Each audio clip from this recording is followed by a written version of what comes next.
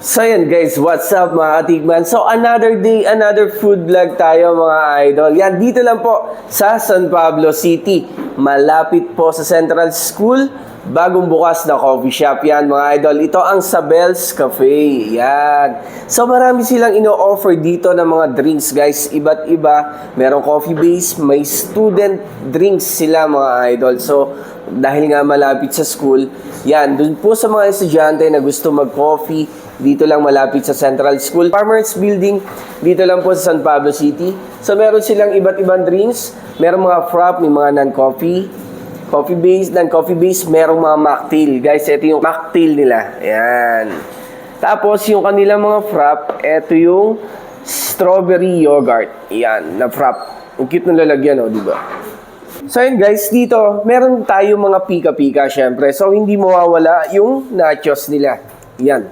Ito yung nachos. So tingnan na kagad natin ha.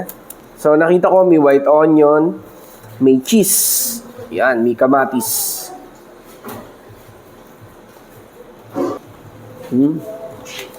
So perfect for sharing kung mag-coffee kayo. Tapos ito yung guys, yung kanilang mac and cheese yan na merong bacon tidbits sa ibabaw. Tapos guys, punta tayo sa kanilang rice meal. Ito yung kanilang burger steak guys. 2 piece for only 145. So, tingnan natin guys ha. So, nung nandito kanina, naamoy ko nung niluluto. So, piniprito siya kanina. So, tingnan natin. May mushroom siya. Ayun.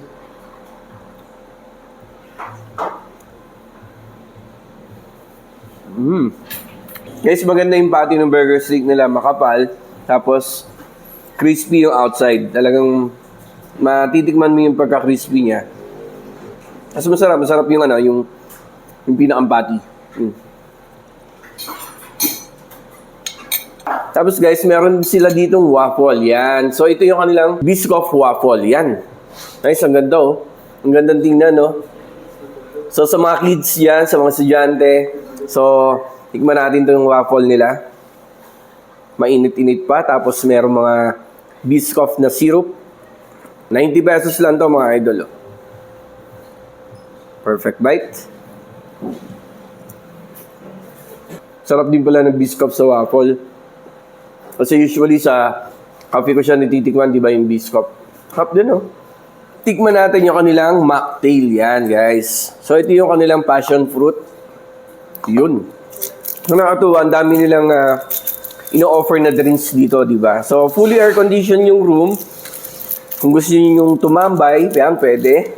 Na may ka-meeting kayo dito sa Sabel's Cafe, yan. Ito yung mocktails nila na passion fruit, ayan.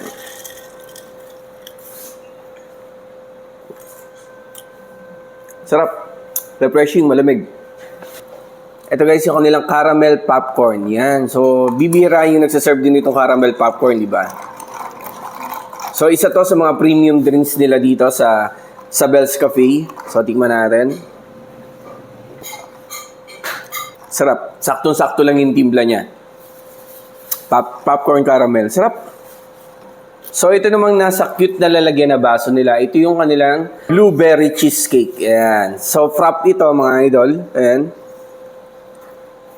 Lasahan ko na yung cheesecake. Nandito pa lang yung iniinom ko Lasang-lasa. Tapos, pagka yogurt talaga yung lasa niya. So ayan guys, welcome po sa bagong coffee shop dito sa San Pablo. Dito lang po sa Farmers Building. Yan, napakalapit lang po sa Central School. Dito po sa San Pablo City. So tikman nyo na rin guys. Affordable na mga drinks at mga pika-pika. Yan, so naghahanap kayo ng place para tumambay, mag-coffee, tapos makipagkwentuhan sa inyong barkada. May mga board games din sila dito, no? So yan guys, visit at tikman nyo na rin to sa Sabel's Cafe. Thank you!